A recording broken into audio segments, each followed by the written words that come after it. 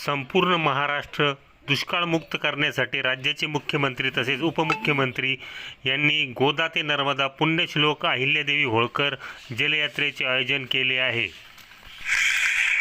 या यात्रेमध्ये अहिल्यादेवी होळकर यांचे जन्मस्थान तसेच गोदावरी नदीचे उगमस्थान असलेले त्र्यंबकेश्वर येथून या यात्रेचा शुभारंभ करण्यात आला आहे। ही जलयात्रा महाराष्ट्रातील 5 जिल्ह्यात तसेच मध्य प्रदेशमधील 2 जिल्ह्यातून जाणार आहे। या यात्रेदरम्यान वैजापुरात महाराष्ट्राचे जलसंपदा मंत्री राधाकृष्ण पाटील उपस्थित होते। तसेच वैजापूर शहराचे नगराध्यक्ष डॉक्टर दिनेश परदेशी, जिल्हा परिषद अध्यक्ष अविनाश पाटील गलांडे, जिल्हा परिषद सदस्य पंकज ठोंबरे, उपनगराध्यक्ष रियाज शेख, सर्व भारतीय जनता पार्टीचे सर्व नगरसेवक तसेच कार्यकर्ते उपस्थित होते। लाडगाव रोडवरील स्वागत समारंभ झाल्यानंतर वैजापूर तालुक्याचे आमदार रमेश पाटील बोरनारे यांनी सुद्धा या यात्रेचे स्वागत मुरारी पार्क येथे केले। या प्रसंगी शिंदे शिवसेना गटाचे सर्व जिल्हा परिषद सदस्य, नगरसेवक व कार्यकर्ते उपस्थित होते। आपल्या महाराष्ट्राच्या करता त्यांनी काढली, त्या लोकांमध्ये जलसंधारणाची जी जागृती कमी झालेली आहे त्याच्याबद्दल त्यांच्या मनात जागृती करण्याकरता ही यात्रा काढली। खूप चांगलं नियोजन या यात्रेचं झालं। वैजापूर शहराला आमच्या मान भेटला, या यात्रा इथून गेली त्याबद्दल खरंच मनापासून मी आभार मानतो। मी काही जास्त बोलणार नाही, जे वैजापूर तालुक्याचे मुख्य समस्या आहे तेच मी मांडेल, कारण की आपण इथे आला तर काही मागणी नाही केली तर तालुक्यावर जो अन्याय होईल। सगळ्यात मोठा प्रश्न इथे आहे विखे साहेब, तर जे आमचं नांदूर मधमेश्वरचं आरक्षण आहे, 11% TMC पाणीचं आरक्षण होतं, तो आरक्षण आता फक्त 5%वर राहिलं, तर त्याला परत कसं जीवित करता येईल याच्याकरता आपल्याला प्रयत्न करावा लागेल।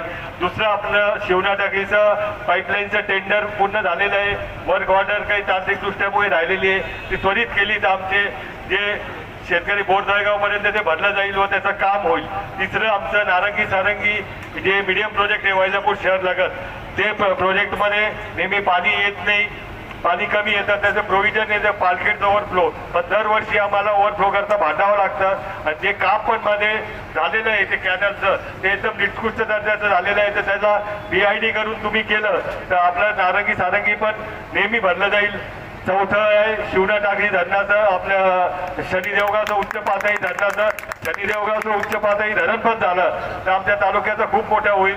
अजून दुसरं आमचं कासारीचा एक धरणाचा प्रश्न आहे, तो पण नेतृत्वाखाली दुष्काळमुक्त महाराष्ट्राचा संकल्प केलेला आहे, त्याला अनुसरून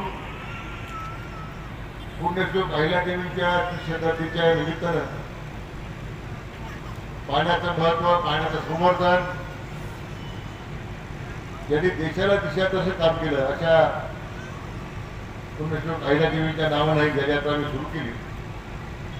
आणि येतो एवढाच आहे की गावोगावी जाऊन त्यांच्या स्फूर्ती चिरंतन आहेत, परंतु त्यांनी केलेलं जे काम आहे ते लोकांसमोर लावं, तरुण पिढीसमोर लावं। त्यांनी कन्याकुमारी ते वाराणसी पर्यंत जेवढे नद्याचं संवर्धन असेल, नदीचे घाट असतील, काही बाराव असतील, पिण्याची जेवढ्या व्यवस्था आहे याचं मोठं काम आपल्या देशामध्ये कोणी केलं असेल तर ते पुण्यश्लोक अहिल्यादेवीने केलं। आणि म्हणून त्याच त्यांच्या विचारावर आधारित आपण आता पुढं राज्य दुष्काळमुक्त करण्यासाठी पाऊल टाकतोय की माननीय मुख्यमंत्री फडणवीस साहेबांनी ती धोरण घेतलंय, तर अनुसरून आम्ही सगळी मंडळी काम करतो। नमस्कार, आमचे मित्र सन्माननीय किरण सिंगजी राजपूत यांचे वैजापूर TV या चॅनलचा वर्धापन दिन या ठिकाणी साजरा होत आहेत। गेल्या 12 वर्षापासून राजकीय क्षेत्र असेल, सामाजिक क्षेत्र असेल, धार्मिक क्षेत्र असेल, शहर असेल, ग्रामीण भाग असेल, या सर्व भागातील वेगवेगळ्या बातम्या अत्यंत निर्भीडपणे आणि सत्यपणे मांडण्याचं काम या चॅनलमार्फत होत आहेत। आणि म्हणून छत्रपती संभाजीनगर जिल्हा परिषदचा अध्यक्ष या नात्याने मी वैजापूर TV या चॅनलला व त्यांच्या वर्धापन दिनाला मनपूर्वक हार्दिक शुभेच्छा देतो।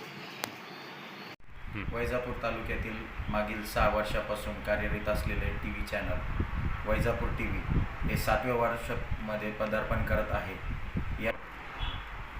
या TV चॅनलमध्ये वैजापूर येथील घडणारी सामाजिक राजकीय, धार्मिक, सांस्कृतिक घटने हे चॅनल दाखवते, तसेच अन्यायाला वाचा फोडते. आमच्यातर्फे व तांबे गायकवाड कंपनीतर्फे या चॅनलला खूप खूप शुभेच्छा व या चॅनलने खूप खूप उच्चांक भरारी घ्यावं, शेतकऱ्यांचे प्रश्न मिटवावं हीच आमची इच्छा.